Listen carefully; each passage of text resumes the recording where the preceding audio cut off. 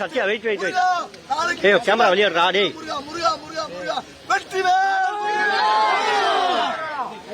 வலி வலி.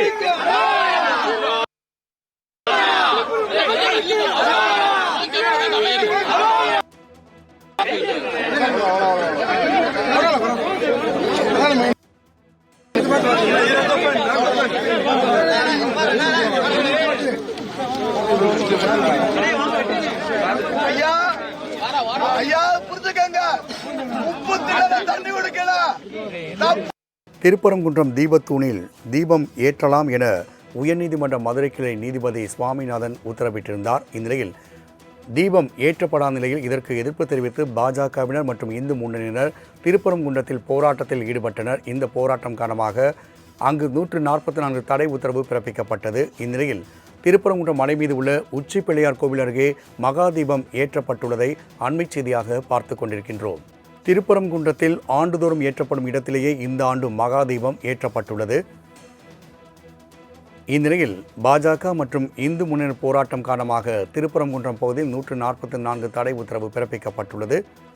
உயர்நீதிமன்ற மதுரை கிளை உத்தரவிட்டும் தீபத்தூணில் தீபம் ஏற்றப்படவில்லை என இந்து முன்னணியினர் குற்றம் சாட்டினர்.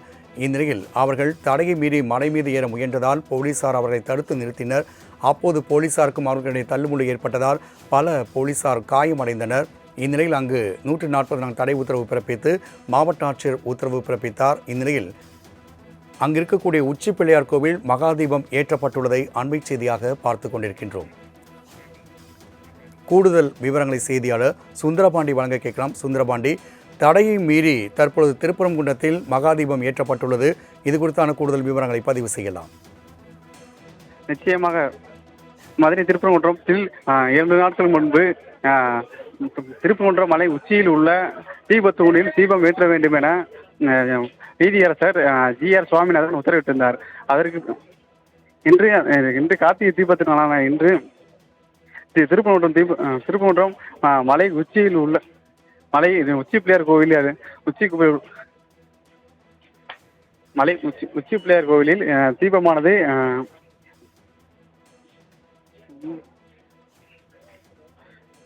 தீபமானது ஏற்றப்பட்டது. அதைத் தொடர்ந்து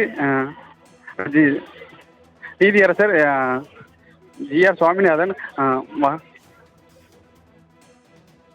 திருப்பரங்குன்றம் கோவில் முன்பாக கற்பூரம் ஏற்றி இந்து முன்னணியினர் போராட்டத்தில் ஈடுபட்டுள்ளனர். மேலும் திருப்பரங்குன்றம் மலை மீதுள்ள தீபத்தூணில் தீபம் ஏற்றப்படாத கண்டித்தும் அவர்கள் போராட்டம் நடத்தி வருவதை நாம் அண்மை செய்தியாக பார்த்து கொண்டிருக்கின்றோம்.